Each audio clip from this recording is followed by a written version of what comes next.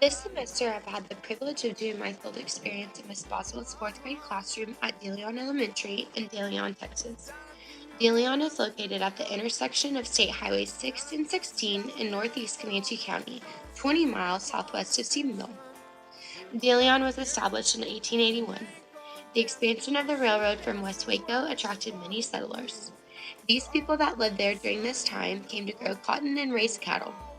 Now, this small rural town is populated with 1,077 males and 1,096 females, making the total population 2,173. Out of those people, 1,565 of them are white, 645 of them are Hispanic, 18 are two or more races, 6 are black, and 4 are Asian. The median household income is below the state average at $34,000. The estimated median house value is priced at $62,000. The majority of voters are in De Leon or Republic. There are only 3 schools in town: an elementary school, a middle school, and a high school. De Leon has a During my field experience, I discovered many things about Miss Boswell's classroom and how it works and operates. She loves to incorporate technology into her classroom, and she uses it almost every day. Her classroom has 10 laptops available for student use, and she's able to check out a class set of iPads and does so very often. She frequently uses QR codes in her lessons, and she incorporates technology into her classroom by using Class Dojo. This is a way to build community between the teachers and parents in her classroom and at that school. Class Dojo promotes parental involvement and lets them see how their child is doing through Miss Boswell's documentation. About 60% of the parents are involved this way.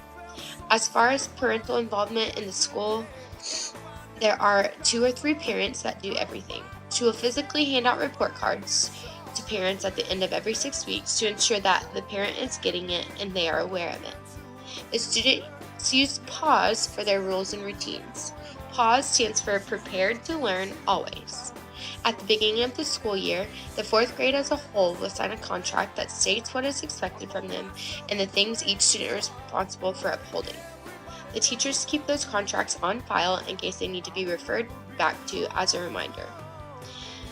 The desks in Ms. Boswell's classroom are grouped into 4 different desks. Each desk is numbered 1 through 4. She uses these numbers to group the students based on their levels of learning. She used this grouping tool from Kagan. While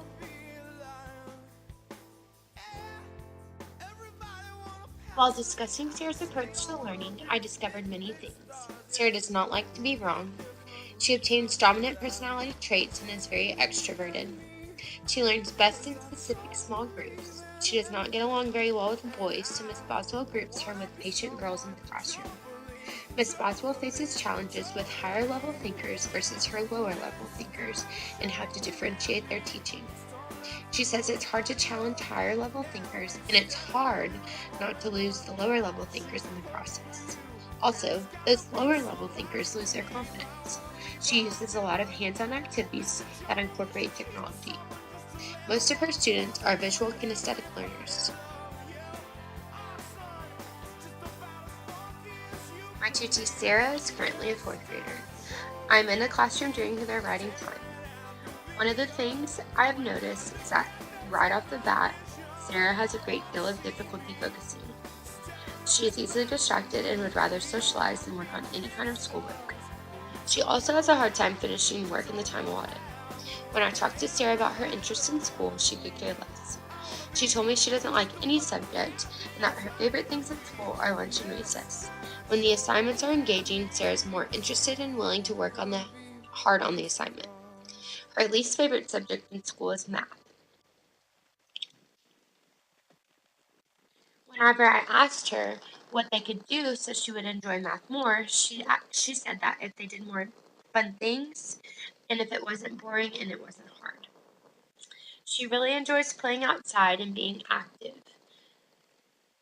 During school, if they're active, she would rather do that than sit at a desk. During my field experience in De Leon, I gained knowledge about how Miss Boswell determines instructional implications. One thing that stuck out to me most was the wall that she calls the "what stuck wall." This creates an opportunity for students to provide feedback from that particular unit or lesson. She then reads those and will have a better understanding of what exactly her students took away from that time. Ms. Boswell will often use cooperative learning in her classroom by introducing a topic or lesson starting as a whole group and then direct them into small group for individual practice. She can walk around and monitor whether or not the students are reaching the objective.